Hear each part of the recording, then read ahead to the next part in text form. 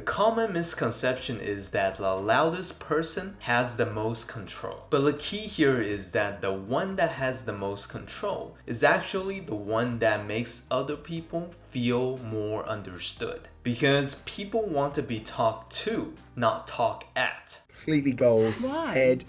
Because the bike looked so good, I figured like I did this, so I painted everything gold and then wrote it red. With bike paint, with not. Yeah. This method works because you're actively guiding the path of the conversation and not trying to force people to believe certain perspectives. Richard's very loyal, strong sense of responsibility, Great sense of humour. a little bit cocky sometimes. Handsome. This style of personality allows you to complement many different types of personalities really well because this method only focuses on adding to the conversation, which isn't aggressive or imposing.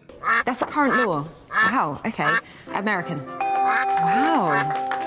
Next is understanding that all because you do not like conflicts, it doesn't mean you should be passive. If you don't like the choices that are given to you, give people more options. This takes the same approach in terms of adding more topics, kind of like this.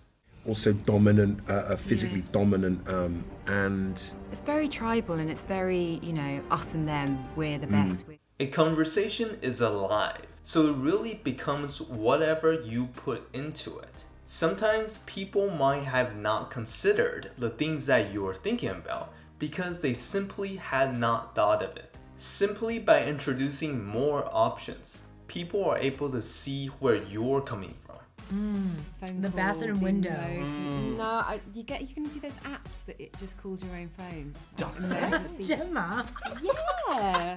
Next is changing the focus to neutral. People all have the tendency to focus on the negative. While we do want other people to feel better, we don't want to just be super optimistic and talk a bunch of fluff. This is why you want to take a neutral stance, so people can feel that you're actually genuinely trying to help and not just saying feel good things. Like a good old kidnap. Yeah. Or just like love bomb her. Oh. Kill her with kindness.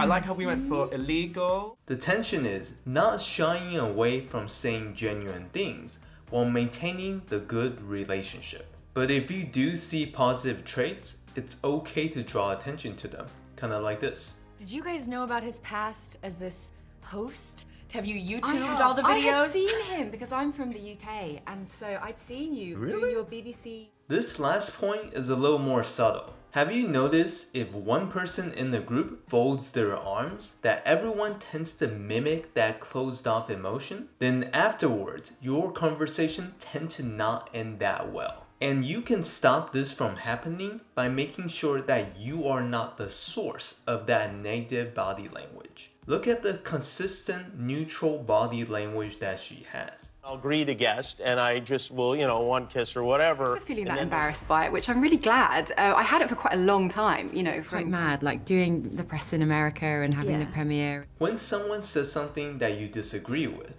or is offensive, you can feel yourself wanting to close up or move away from them. But if you can control your body language to remain open, they will feel that you aren't emotionally closed off. As a result, they will be more receptive to the suggestions that you have later on. This tip is really focusing on maintaining your dialogue so you're not discouraging the conversation. Let me know what you guys think down in the comments, and I will talk to you in the next video.